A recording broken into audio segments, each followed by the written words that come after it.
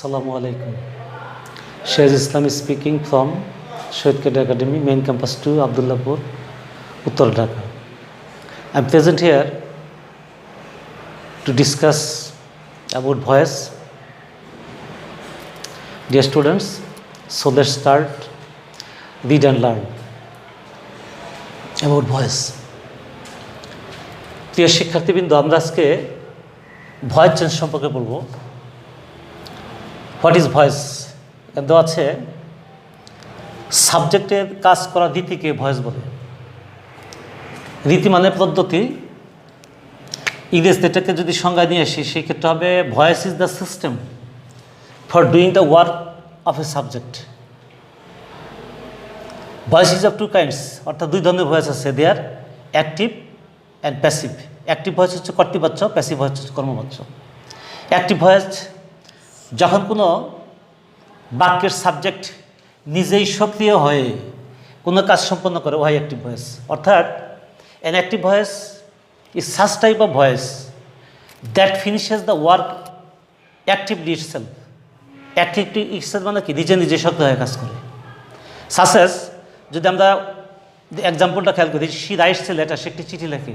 এই বাক্যটি কাজ সম্পাদন করেছে সাবজেক্টকে, সাবজেক্ট হচ্ছে সি। আমরা কোনো বাক্যকে যদি আমরা হোয়াট বা যদি বস্তুবাচক, ব্যক্তিবাচক হলে হু দ্বারা এবং বস্তুবাচক হলে সেখানে হোয়াট দ্বারা প্রশ্ন করে যে উত্তর পাই সেটা হলো সাবজেক্ট, এবং সাবজেক্ট হচ্ছে অ্যাসার্টিভ সেন্সের শুরুতে থাকে।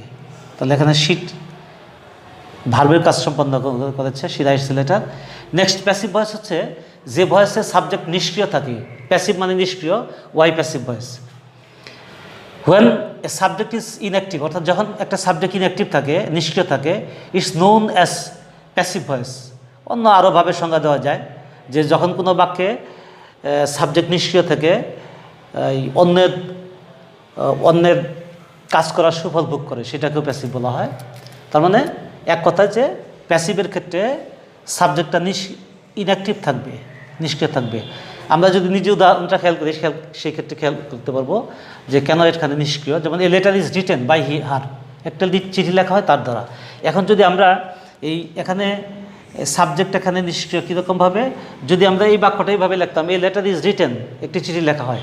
এখন বাই হার, বাই হিম, এটা হচ্ছে সাবজেক্ট অনুসারে, ওইটা সাবজেক্ট সি হওয়ার কারণে হার হয়ে গেছে, কিন্তু অন্য যে কোনো সাবজেক্ট হতে পারে। অথবা যদি আমি এই পর্যন্ত লিখে রাখি, যেমন এ লেটার ইজ রিটেন, তা বোঝা যায় যে একটি চিঠি লেখা হয়। এটা রহিমের দ্বারা লেখা হতে পারে, করিমের দ্বারা হতে পারে, সাবিনার দ্বারা হতে পারে, মিনার দ্বারা হতে পারে। তাহলে এখানে দেখতেছি যে সাবজেক্টের গুরুত্বটা কম। এখানে ইনঅ্যাক্টিভ থেকে সে এই বাক্যের ভার্বের কাজকে সম্পাদন করছে। প্রিয় শিক্ষার্থীবৃন্দ, তোমরা খেয়াল করো, অ্যাক্টিভ থেকে প্যাসিভ করতে অক্সিলারি ভার্বগুলো নিম্নরূপ। যেমন name of tense, form of auxiliary verb. এগুলা কেন পরিবর্তন হয়? কারণ এটা হচ্ছে যে voice change is one kind of transformation of sentence. এখানে বাক্যের অর্থ ঠিক রেখে গঠনের পরিবর্তন করতে হয়। এখানে বাক্যের অর্থ পরিবর্তন করা যাবে না। এই জন্যই তোমার অক্সিলারি ভার্বগুলো সবসময় মনে রাখবে, ইনডিফিনিট টেন্সের ক্ষেত্রে কন্টিনিউয়াস টেন্সে আমরা যে অক্সিলারি ভার্বগুলো বসাইতাম সেগুলো ইনডিফিনিট টেন্সের ক্ষেত্রে চলে আসবে। খেয়াল রাখা, এখানে যেমন প্রেজেন্ট ইনডিফিনিট টেন্স অ্যামিজার, এটা তো আমরা প্রেজেন্ট কন্টিনিউয়াস টেন্সের ক্ষেত্রে বসাইছি। বাট প্যাসিভ ভয়েসের ক্ষেত্রে এটা বসবে ইনডিফিনিট টেন্সের ক্ষেত্রে অ্যামিজার। এই তিনটার যে কোনো একটা। কন্টিনিউয়াসের ক্ষেত্রে হবে অ্যামিজারের সাথে হবে বিইং, অ্যামিজার তো হবেই, সাথে হবে বিইং। আর পারফেক্ট টেন্স হলে হ্যাভ হ্যাজের পরে হবে বিন। পাস্ট ইনডিফিনিট হলে হবে ওয়াজ অথবা ওয়ার, পাস্ট কন্টিনিউয়াস টেন্সের অক্সিলারি ভার্ব নর্মালি। তারপরে পাস্ট কন্টিনিউয়াস টেন্স হলে ওয়াজ ওয়ার তো হবেই, তার সাথে হবে বিইং, বি ভার্বের সাথে আইনজি যোগ করা হবে বিইং। আর পাস্ট পারফেক্ট টেন্স হলে হবে had been. Future indefinite tense হলে হবে শ্যাল বি অথবা উইল বি। আর ফিউচার কন্টিনিউয়াস হবে শ্যাল বি, উইল বির পরে হবে একটা বিইং। কন্টিনিউয়াস হলে হবে বিইং। আর ফিউচার পারফেক্ট টেন্স হলে হবে শ্যাল হ্যাভ অথবা উইল হ্যাভের পরে হবে বিন। প্রিয় শিক্ষার্থীবৃন্দ, তোমরা খেয়াল করছো নিশ্চয়ই যে কন্টিনিউয়াস টেন্সগুলো তো বিইং বসছে সব কন্টিনিউয়াস টেন্সগুলোতে, এবং আমরা এখানে 3টা কন্টিনিউয়াস টেন্স লিখেছি, বাকিগুলো লিখিনি। বিকজ ওগুলা বাক্যের মধ্যে, ওই জাতীয় বাক্যে অর্থাৎ যে কোনো পারফেক্ট কন্টিনিউয়াস টেন্স এর ব্যবহার প্যাসিভ ভয়েস হবে না, কারণ এগুলো বাংলা বাক্য লিখলে সেই বাক্যগুলো অর্থপূর্ণ হয় না, ভালো বাক্য হয় না। এই জন্য তিনটা করে লেখা, ইনডিফিনিট থেকে শুরু করে পারফেক্ট পর্যন্ত প্যাসিভ হবে। এরকম খেয়াল রাখো, পারফেক্ট টেন্সের ক্ষেত্রে অক্সিলারি ভার্বগুলো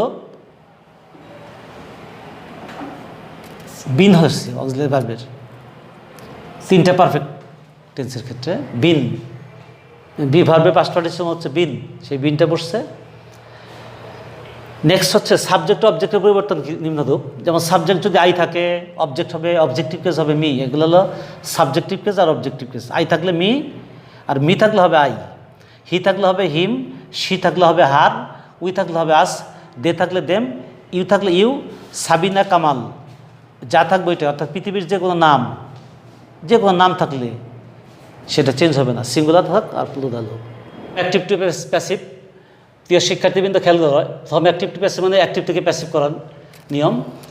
রুল 1 দেওয়া আছে, যেমন তোমার 5টা স্টেপে করতে হয়। আমি নিচে আন্ডারলাইন করে দিয়েছি। অবজেক্ট সাবজেক্ট হবে। অবজেক্ট অর্থাৎ অ্যাক্টিভ ভয়েসের যে অবজেক্ট আছে সেটা সাবজেক্ট হয়ে যাবে। তারপর টেন্স ও পার্সন অনুসারে অক্সিলারি ভার্ব, তারপর হবে ভিত্রি মানে মূল ভার্বে পাস্ট পার্টিসিপল ফর্ম, তারপরে হবে বাই, তারপরে সাবজেক্ট অবজেক্ট, তারপর হবে ফুল স্টপ। যেমন দেওয়া আছে শি টেক্স টি, প্রথমে আইডেন্টিফাই করো এটা কোন ধরনের টেন্স। শি টেক্স টি এটা প্রেজেন্ট ইনডিফিনিট টেন্স, এবং এখানে এই অবজেক্ট দেওয়া আছে তোমার টি। অবজেক্ট তোমার বের করার সিস্টেম তো আমরা বলেছিলাম যে কি বা কাকে দ্বারা প্রশ্ন করে, অথবা ইংরেজিতে হোয়াট অথবা হোম দ্বারা প্রশ্ন করে বাক্যকে যে উত্তর পাওয়া যায় সেটা হয় অবজেক্ট। যেমন এখানে টি হচ্ছে অবজেক্ট, তাহলে অবজেক্ট সাবজেক্ট হলো। তারপর টেন্স অনুসারে যেহেতু প্রেজেন্ট ইনডিফিনিট টেন্স, সেই জন্য অক্সিলারি ভার্বটা হয়ে গেল ইজ, মূল ভার্বটা হয়ে গেল take took taken by her.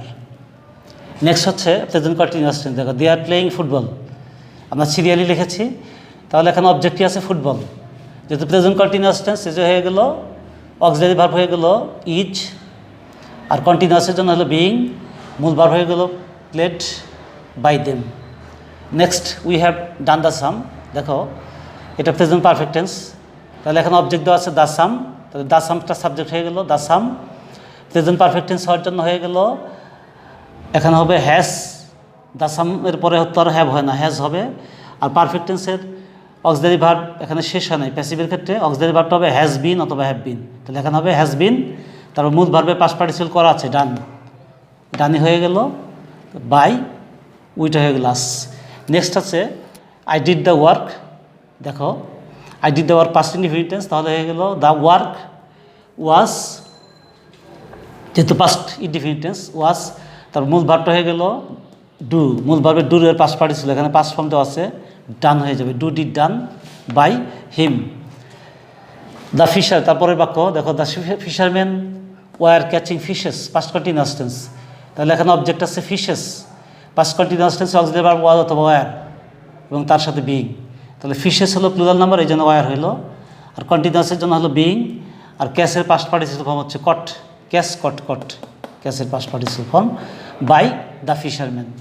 Next আছে he had written a letter, এটা হচ্ছে পাস্ট পারফেক্ট টেন্স, এখানে অবজেক্ট হলো এ লেটার, সাবজেক্ট হয়ে গেল এ লেটার, হ্যাড একটা অক্সিলারি ভার্ব হ্যাড, তারপর হয়ে গেল বিন, মূল ভার্বে পাস্ট পার্টিসিপল ফর্ম বাই, তারপর হিম, হিটা হয়ে গেল him. Next she will be reading the news paper, এটা future continuous tense. She will, Kamal will buy some mangoes, এটা ফিউচার ইনডিফিনিট টেন্স। এটা ফিউচার ইনডিফিনিট টেন্স হওয়ার কারণে এখানে অক্সিলারি ভার্বটা হবে সাম ম্যাঙ্গোসের পরে হবে will be bought by Kamal. পরের বাক্যটা she will be reading the newspaper, future continuous tense, এখানে অবজেক্ট দেওয়া আছে দ্য নিউজ পেপার, সাবজেক্ট হয়ে গেল দ্য নিউজ পেপার, তারপরে অক্সিলারি ভার্বটা হবে উইল বি বিং। খেয়াল রাখো এখানে যেহেতু দ্য নিউজ পেপার হচ্ছে থার্ড পারসন সিঙ্গুলার নাম্বার, এই জন্য কী হয়ে গেল উইল বি, তারপর হয়ে গেল বিং কন্টিনিউয়াসের জন্য। আর মূল ভার্বটা হয়ে যাবে read read by her. Next এক্সাম্পলটা দেখো we shall have finish the work, এটা নিজেরা লেখো। এটা হবে ফিউচার পারফেক্ট টেন্স, এখানে অবজেক্ট দেওয়া আছে দ্য ওয়ার্ক, তাহলে সাবজেক্ট হয়ে যাবে দ্য ওয়ার্ক, দ্য ওয়ার্কের পরে শ্যাল হ্যাভ না হয়ে যাবে উইল হ্যাভ, তারপর হবে বিন, আর মূল ভার্বে past participle finished by us. Next rule খেয়াল করো, রুল 2, বাক্যে এক্সটেনশন থাকলে উহা V3 অর্থাৎ মূল ভার্বে পাস্ট পার্টিসিপল এর পরে বসে।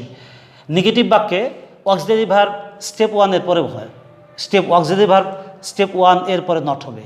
অর্থাৎ আমরা খেয়াল করি নিচের উদাহরণগুলো, the students were making a noise in the class. এখানে গোল চিহ্নিত অংশটুকু হচ্ছে এক্সটেনশন, আর এ নয়েজ হচ্ছে অবজেক্ট, তাহলে অবজেক্ট সাবজেক্ট হয়ে আসবে। এ নয়েজ যেহেতু এটা পাস্ট কন্টিনিউয়াস টেন্স, সো এখানে কী হবে, এ নয়েজ, আ নয়েজের পরে হবে ওয়াজ, আর কন্টিনিউয়াসের জন্য হবে বিং, আর মূল ভার্বটা হয়ে যাবে মেড, তারপর হবে এক্সটেনশন। এক্সটেনশন হচ্ছে ওই যে গোল চিহ্নিত করার যে অংশটুকু, ইন দ্য ক্লাসে, তারপর হবে বাই দ্য স্টুডেন্টস। নেক্সট দেখো বাক্যটা নেগেটিভ দেওয়া আছে, they do not help the poor, তারা দরিদ্রদের সাহায্য করে না। এটা present indefinite tense and negative sentence. তাহলে এখানে অবজেক্ট আছে দ্য পুয়ার, সো দ্য পুয়ারটা হবে, the poor will come at the beginning of sentence. The poor হলো থার্ড পারসন প্লুরাল নাম্বার, একটা সম্প্রদায়কে বোঝায়, এই জন্য এখানে কী হয়ে গেল আর। তারপর হবে নট, নেগেটিভ বাক্য হওয়ার জন্য। তারপর হবে মূল ভার্বে পাস্ট পার্টিসিপল হবে হেল্পড, তারপর by them. Dear students, HW নিয়ে নাও। ক্লাস ওয়ার্ক নাম্বার 1 হচ্ছে ক্লাস ওয়ার্ক, আর অ্যান্টোনিমস হচ্ছে সেলফ টিচিং, পেজেস 357 থেকে 359 পেজ, এটা ডিভিশন করবে।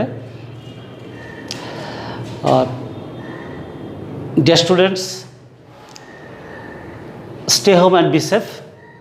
That's all for you today. Thank you so much.